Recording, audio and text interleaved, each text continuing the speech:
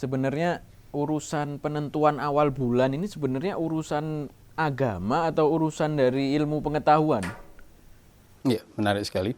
Eh, Begini, jadi kalau dari sudut pandang agama, menetapkan awal bulan tidak selamanya bergantung kepada ilmu pengetahuan. Dengan penjelasan seperti ini. Kalau saya ingin menetapkan awal bulan dengan bersandarkan kepada kesaksian dua orang adil, maka tentu saya tidak perlu memiliki basis pengetahuan yang cukup di bidang astronomi atau lainnya, ya kan? Karena saya hanya bersandar kepada apa yang disampaikan oleh dua saksi adil. Begitu juga ketika saya bersandar umpamanya kepada sumber apapun yang bisa mendatangkan keyakinan dan kemantapan pada diri saya bahwasanya hilal betul-betul sudah terlihat. Sumber apapun. Artinya bisa seperti yang saya katakan tadi, ketika berita tentang ru'yah hilal sudah sedemikian menyebar luas, sedemikian banyak yang mengklaim bahwa mereka melihat, kalau itu menghadirkan keyakinan untuk saya bahwasanya hilal sudah benar-benar terlihat, saya juga bisa menetapkan awal bulan berdasarkan keyakinan yang timbul. Berarti tidak semua orang harus meru'yah sendiri-sendiri. Tentu, tentu. Dan untuk hal itu seperti saya katakan, saya tidak butuh basis pengetahuan apapun. Atau ketika saya menetapkan awal bulan karena bersandar kepada apa yang menjadi ketetapan dari Hakimul Muslimin. Jadi intinya kalau ditanyakan apakah ini masalah agama atau masalah ilmu pengetahuan, sebenarnya tergantung. Anda akan menetapkan awal bulan melalui jalur apa. Kalau saya ingin menetapkan awal bulan berdasarkan ru'yah yang saya lakukan sendiri, maka tentu saya harus memiliki basis pengetahuan. Ini langsung bersentuhan dengan ilmu pengetahuan. Bagaimana mungkin seseorang akan kemudian datang ke lapangan untuk menyaksikan bulan tanpa mengetahui apapun, tidak tahu tentang di mana posisi atau azimut bulan, berapa ketinggiannya. Hal seperti itu akan menyebabkan seorang peru'yah, maka dia akan terpaksa menyapu pandangannya kepada seluruh ufuk barat, ya, di bentangan sekian puluh derajat umpamanya, dan itu sesuatu yang juga pendek sekali. ya sesuatu yang berat untuk dilakukan.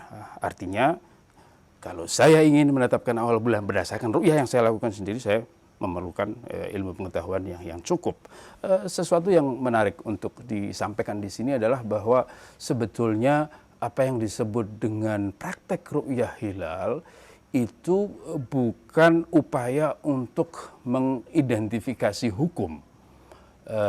Peru'yah hilal tidak ingin mengidentifikasi hukum, melainkan ingin mengidentifikasi subjek hukum. Ya. Yang menjadi subjek dari hukum adalah hilal yang terlihat. Ya. Sementara hukumnya sudah jelas. Agama sudah menetapkan hukum yang pasti, bahwasanya ketika hilal terlihat maka Anda bisa menetapkan awal bulan. Artinya esok harinya adalah awal bulan. Hukumnya clear.